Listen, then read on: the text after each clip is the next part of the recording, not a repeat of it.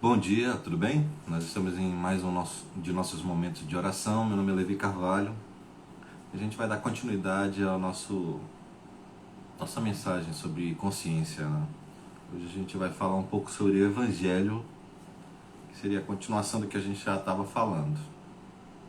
A gente passou pelo início de tudo, mostrou um pouquinho sobre consciência, mostrou um pouquinho sobre a criação, mostrou um pouquinho sobre Adão e Eva, mostrou um pouquinho sobre alguns profetas antigos. Hoje a gente vai dar continuidade, amém? Bora lá então. O Evangelho é uma palavra que procede do grego, que também é Evangelion, também em grego, né? Por sua vez é uma tradução hebraica Besorá. Contrariando o que muitos pensam, a palavra Evangelho remete de muito antes de Cristo, ou seja, essa palavra Evangelho ela já é bem anterior a Cristo, né? Em seu significado original, ela queria dizer o anúncio das boas novas. Então, quando existia uma guerra entre dois reinos, sempre havia um vencedor. E logo após a vitória, um único soldado voltava a ser o rei antes de todo o pelotão para anunciar a boa nova da vitória ao rei, ou seja, para falar sobre a Besorá, falar sobre o Evangelho. Isso significa, né? Sendo assim, a boa nova era de vitória quando o anúncio da vitória era feito. Portanto, quando falamos do Evangelho de Cristo, estamos falando das boas novas da vitória de Cristo. E é exatamente isso que deve ser anunciado. Então, quando a gente está nesses dias aqui anunciando, conversando sobre um pouco sobre essa parte de consciência, a gente está falando sobre as boas novas da vitória de Cristo. É disso que a gente tem que entender quando a gente está falando aqui. Qualquer outra coisa que for dito sobre ser o Evangelho de Cristo, mas não anunciar a vitória de Cristo no madeiro, ou seja, na cruz, não é o verdadeiro Evangelho. Maravilho-me de que tão depressa passasseis daquele que vos chamou a graça de Cristo para outro Evangelho, o qual não é outro, mas há alguns que vós inquietam, mas o qual não é outro, mas alguns que vos inquietam e querem transtornar o Evangelho de Cristo. Mas ainda que nós mesmos ou um anjo do céu vos anuncie outro evangelho, além do que já vos tenho anunciado, seja anátema, seja maldição. Gálatas 1, versículo 6 ao versículo 8. Ou seja, tudo que for dito, fora o que a palavra já diz, sobre o evangelho, sobre essa vitória de Cristo, sobre Satanás, sobre o pecado, salvando a humanidade, salvando todos aqueles que o queiram aceitar, seja maldição, né? Então a gente vê até algumas seitas que fazem isso, e a gente já tem que entender que isso é uma maldição. Em João 1,14 diz assim: o verbo se fez carne e habitou entre nós. Então, de tudo que a gente começou a falar, toda essa consciência, toda essa parte de início, toda a parte de entender que haveria um descendente, a gente conversou sobre isso, né? Então, quando foi dado a Eva, Deus falou que viria um descendente. Depois a gente viu sobre o descendente, quando Abraão foi falado a Abraão, quando foi falado a Noé, que viria um descendente.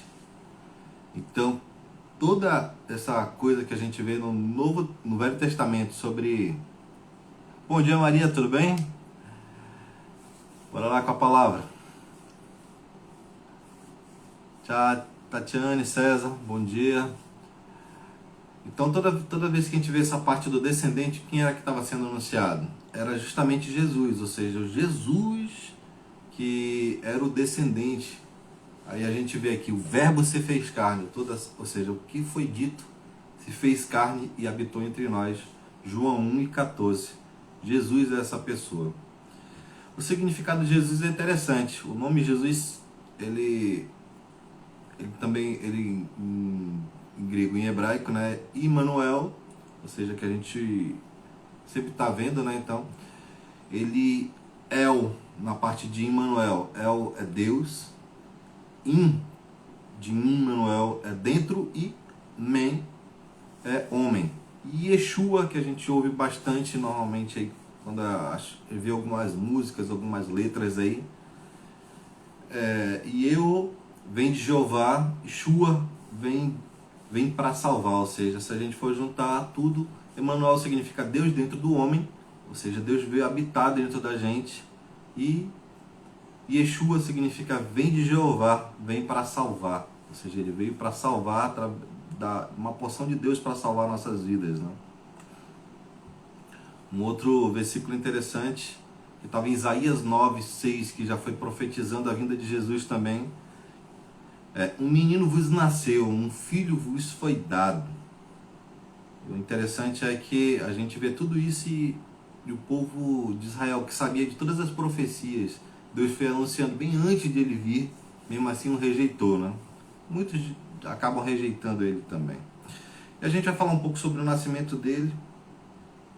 Querendo ou não, se a gente parar para analisar e for bem sincero, Jesus foi a figura mais marcante de toda a humanidade, não à toa que é antes e depois de Cristo. É por causa dele que a gente tem uma chance de ser salvo, né? Então, em Lucas 1, do versículo 26 a 45, a gente vai ler um pouquinho. Eu sei que vai ser um pouquinho cansativo, mas é importante entender o que a palavra diz. Afinal, a fé vem pelo ouvir a palavra de Deus. Não é muito a minha palavra ou a palavra de qualquer pessoa, mas a palavra de Deus é que traz fé ao nosso coração. Então diz assim: no 6º mês, Deus enviou o anjo Gabriel a Nazaré, cidade da Galileia, a uma virgem prometida em casamento a certo homem chamado José, descendente de Davi. O nome da virgem era Maria. O anjo, aproximando-se dela, disse: alegre-se, agraciada, o Senhor está com você. Maria ficou perturbada com essas palavras, pensando no que poderia significar essa saudação. Mas o anjo lhe disse: não tenha medo, Maria, você foi agraciada por Deus. Você ficará grávida e dará à luz a um filho, e lhe porá o nome de Jesus. Ele será grande e será chamado Filho do Altíssimo. O Senhor Deus lhe dará o trono do seu pai Davi, e ele reinará para sempre sobre o povo de Jacó. Seu reino jamais terá fim. Perguntou Maria ao anjo: como acontecerá isso, se eu sou virgem? O anjo lhe respondeu: o Espírito Santo virá sobre você, e o poder do Altíssimo a cobrirá com a sua sombra. Assim, aquele que há de nascer será chamado Santo, Filho de Deus. Também Isabel, sua parenta, terá um filho na velhice. Aquela que diziam ser estéril já está em seu 6º mês de gestação, pois nada é impossível para Deus. Respondeu Maria: sou serva do Senhor, que aconteça comigo conforme a tua palavra. Então o anjo a deixou. Naqueles dias Maria preparou-se e foi depressa para uma cidade da região montanhosa da Judéia, onde entrou na casa de Zacarias e saudou Isabel. Quando Isabel ouviu a saudação de Maria, o bebê agitou-se em seu ventre. Isabel ficou cheia do Espírito Santo e em alta voz exclamou: bendita é você entre as mulheres e bendito é o filho que você dará à luz. Mas por que sou tão agraciada a ponto de me visitar a mãe do meu Senhor? Que a gente já repara que mesmo antes de Jesus nascer, quando ainda estava na barriga de Maria, o Espírito Santo já estava mostrando para algumas pessoas, mostrou aqui para Isabel que Jesus já estava vindo e ele seria o Senhor.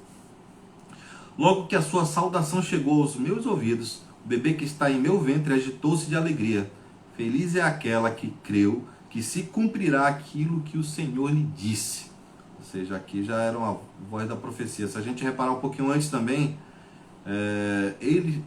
o anjo falando para Maria: ele será chamado Filho do Altíssimo, o Senhor lhe dará o trono de seu pai Davi.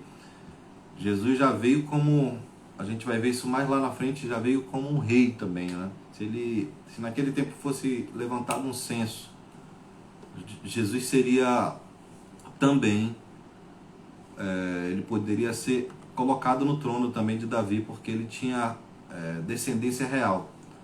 Isso é interessante porque a descendência real viria tanto pela parte de José, tanto quanto a parte de Maria também. Outra coisa interessante para a gente ouvir um pouquinho é a questão da oração de Maria, né? Em Lucas 1, 46 a 45, Maria orou assim, ó: então disse Maria: minha alma engrandece ao Senhor, e o meu espírito se alegra em Deus, meu Salvador, pois atentou para a humildade da sua serva. De agora em diante, todas as gerações me chamarão bem-aventurado. A gente ouve até hoje ouvindo falar sobre Maria, e ela era uma mulher bem-aventurada, né? Pois o poderoso fez grandes coisas em meu favor. Santo é o seu nome. A sua misericórdia estende-se aos que o temem, de geração em geração. Ele realizou poderosos feitos com seu braço, dispersou os que são soberbos no mais íntimo do coração. Derrubou governantes dos seus tronos, mas exaltou os humildes. Encheu de coisas boas os famintos, mas despediu de mão vazia os ricos. Ajudou a seu servo Israel, lembrando-se da sua misericórdia, para com Abraão e seus descendentes para sempre, como dissera aos nossos antepassados. Isso é interessante, né? A gente também repara que, até pelo que a gente leu ainda agora, Deus entra dentro da gente por causa de Jesus Cristo, o Todo-Poderoso. Essa frase ela funciona até hoje, né? Pois o poderoso fez grandes coisas em meu favor. Ele faz a favor de você também, faz a favor de mim até hoje e vai continuar sendo assim eternamente, porque a palavra dele não volta vazia. Então o que ele fazia antigamente continua fazendo. Uma outra coisa sobre o nascimento de Jesus, sobre quando ele foi nascer, né? Então, naqueles dias, César Augusto publicou um decreto ordenando o recenseamento de todo o Império Romano, ou seja, a contagem de todo o Império Romano. Foi o primeiro recenseamento feito quando Quirino era governador da Síria. E todos iam para a sua cidade natal a fim de alistar-se, ou seja, de colocar o seu nome lá e fazer o censo. Assim, José também foi da cidade de Nazaré, da Galileia, para a Judéia, para Belém, cidade de Davi, porque pertencia à casa e à linhagem de Davi. Ele foi a fim de alistar-se com Maria, que lhe estava prometida em casamento e esperava um filho. Enquanto estava lá, chegou o tempo de nascer o bebê, e ela deu à luz ao seu primogênito. Envolveu-se em panos e o colocou numa manjedoura, porque não havia lugar para eles na hospedaria. Uma coisa interessante aqui também, a gente vê Jesus...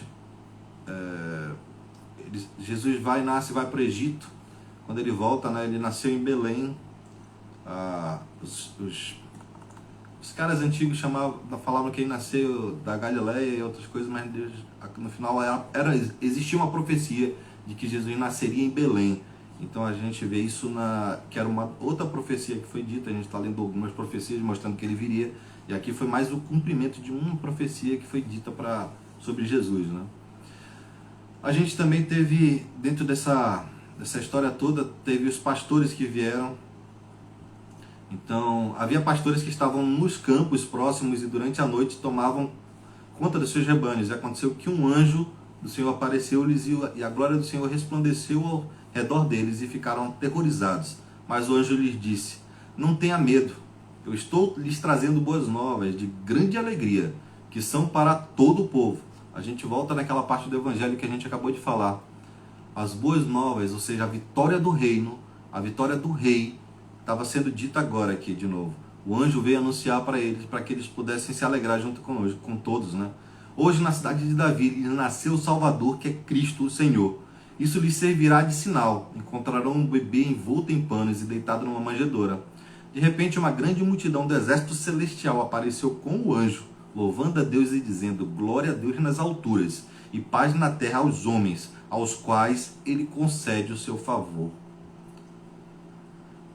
Quando os anjos os deixaram e foram para o céu, os pastores disseram uns aos outros: vamos a Belém e vejamos isto que aconteceu e que o Senhor nos deu a conhecer. Então correram para lá, encontraram Maria e José e o bebê deitado na manjedoura. Depois de o verem, contaram a todos o que lhes fora dito a respeito daquele menino, e todos os que ouviram o que os pastores diziam ficaram admirados. Maria, porém, guardava todas essas coisas e sobre elas refletia em seu coração. Os pastores voltaram, glorificando e louvando a Deus por tudo o que tinham visto e ouvido, como lhes fora dito.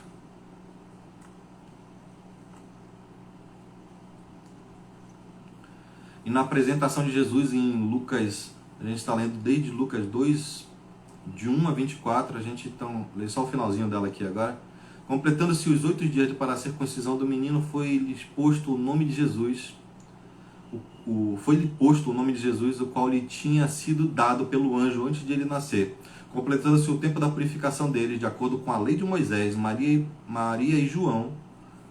José e Maria, perdão, o levaram para Jerusalém para apresentá-lo ao Senhor. Como está escrito na lei do Senhor, todo primogênito do sexo masculino será consagrado ao Senhor, e para lhe oferecer um sacrifício de acordo com o que lhe dizia a lei do Senhor, foram apresentados ao sacerdote 2 rolinhas e 2 pombinhos. Para a gente finalizar, antes de a gente acabar, a gente vai falar só sobre a apresentação de Jesus, que está em Levítico 12, versículo 6 ao versículo 8, que é justamente sobre essa apresentação, que também foi um cumprimento de uma promessa, de uma profecia. Quando se completaram os dias de sua purificação pelo nascimento de um menino ou de uma menina, ele trará ao sacerdote a entrada da tenda do encontro, um cordeiro de 1 ano para o holocausto e um pombinho ou uma rolinha como oferta pelo pecado. Ele os oferecerá ao Senhor para fazer propiciação por ela, que ficará puro do fluxo de seu sangramento. Essa é a regulamentação para a mulher que der à luz a um menino ou uma menina. Se ela não tiver recursos para oferecer um cordeiro, poderá trazer 2 rolinhas ou 2 pombinhos. Ou seja, foi o sacrifício feito por Jesus Cristo. Naquele momento eles não tinham dinheiro. Um para o holocausto e o outro para a oferta pelo pecado. Assim o sacerdote fará a propiciação por ela e ela ficará pura. E uma outra coisa que às vezes a gente passa despercebido, lá não haviam só pastores, mas haviam os magos também. Então foram dois centros de pessoas que foram chamados. Bom dia, Dona Tereza. Bom dia, Wesley. Então os magos também foram chamados. A gente lê isso lá também em Mateus 2, 1, 11. Depois que Jesus nasceu em Belém da Judéia, nos dias do rei Herodes, ou seja, depois, magos vindos do Oriente chegaram a Jerusalém e perguntaram: onde está o recém-nascido rei dos judeus? Vimos a sua estrela no Oriente e viemos adorá-lo. Quando o rei Herodes ouviu isso, ficou perturbado e com ele toda Jerusalém. Tendo reunido todos os chefes dos sacerdotes do povo e os mestres da lei, perguntou-lhes: onde deveria nascer o Cristo? E eles responderam: em Belém da Judéia, pois assim escreveu o profeta. Mas tu, Belém, da terra de Judá, de forma alguma és a menor entre as principais cidades de Judá, pois de ti virá o líder que, como pastor, conduzirá Israel a meu povo. Israel, meu povo. Então Herodes chamou os magos secretamente e informou-se com eles a respeito do tempo exato. Informou-se sobre o tempo exato em que a estrela tinha aparecido.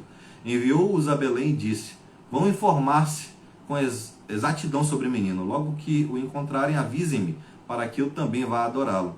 Depois de ouvirem o rei, eles seguiram o seu caminho, e a estrela que tinha visto no Oriente foi adiante deles, até que finalmente parou sobre o lugar onde estava o menino. Quando tornaram a ver a estrela, encheram-se de júbilo. Ao entrarem na casa, viram um menino com Maria, sua mãe, e prostrando-se o adoraram. Então abriram seus tesouros e lhe deram presente, ouro, incenso e mirra. Então foram os magos que deram ouro, incenso e mirra. A gente leu ainda agora que também os pastores, quando foram ver Jesus, se alegraram, né? Então pastores e magos estiveram ali. A gente encerra essa parte hoje aqui, dessa parte do nascimento de Jesus. A gente vai ler na próxima um pouco sobre a genealogia de Jesus. A gente entra realmente na história de Jesus mais um pouquinho à frente, amém? Vamos estar orando. A gente está conhecendo um pouco sobre o descendente que Deus prometeu, né, para toda a humanidade. A gente vai perceber que Deus preparou o caminho até ele chegar. A Bíblia diz que ele veio nas primícias dos tempos, ou seja, no melhor momento da história. Jesus veio, porque era o tempo propício para ele vir realmente. A gente percebe através de toda a história da Bíblia que Deus foi mostrando de pouquinho em pouquinho o que viria a acontecer, foi abrindo a mente do ser humano, talvez porque alguns pastores dizem, na verdade, que talvez que o ser humano não estava preparado para receber essa notícia de início, mas Deus foi preparando o coração do homem até que fosse propício. No tempo que Jesus veio, já não existia mais nem idolatria em Israel, justamente porque essa palavra ela foi sendo construída dentro dos corações dos homens naquele tempo, dos judeus, para que quando Jesus viesse realmente no melhor tempo possível. E mesmo assim, os israelitas, com toda a espera, com toda essa profecia, com tudo que estava acontecendo, ainda conseguiram rejeitar e pregar Jesus no madeiro, né? Amém, é verdade. Lucas 2,10 aqui, a Maria coloca aqui, é uma verdade. As boas novas de grande alegria, que será para todo o povo, Jesus Cristo. Essa é a boas novas de toda alegria.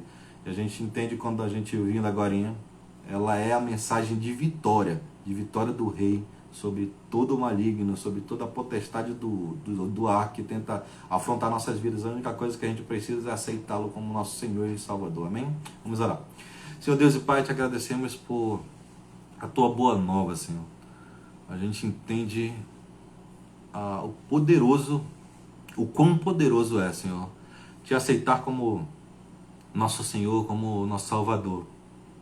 Tu és a boas novas que veio do céu para entrar em nossos corações, para mudar as nossas vidas, para transformar, para trazer o teu reino aqui para a terra. A tua palavra diz que as tuas boas novas é poder de Deus. Quando a gente anuncia Jesus Cristo, a gente está anunciando o teu poder, realmente a tua poderosa mão vinda sobre nossas vidas, sobre as nossas casas, sobre os bairros, sobre as cidades. E bendito é a nação cujo Deus é o Senhor. Feliz é a nação cujo Deus é o Senhor, justamente porque a tua palavra, Jesus Cristo, é o poder para aqueles que te temem, para que te aceitam. E te queremos colocar sobre nossa nação, te queremos colocar sobre nossa cidade, te queremos colocar sobre nosso lar, queremos te colocar sobre nossas vidas, Senhor. Que nossas famílias, que nossas vidas sejam tocadas pela tua palavra, sejam tocadas pelo teu nome, Senhor, para que possamos realmente viver dias melhores, viver dias repletos de alegria, de paz, amor, Senhor. Vendo e ouvindo a tua palavra, possamos então ter as tuas promessas sobre nossas vidas. A tua promessa nos promete paz, uma paz verdadeira, uma alegria verdadeira. A tua palavra nos promete plenitude em todos os âmbitos de nossas vidas. Então que venhamos a entender que por causa de Cristo, por causa dessa salvação que tu nos prometeu e que tu veio e cumpriu, temos então tudo isso sobre nossas vidas.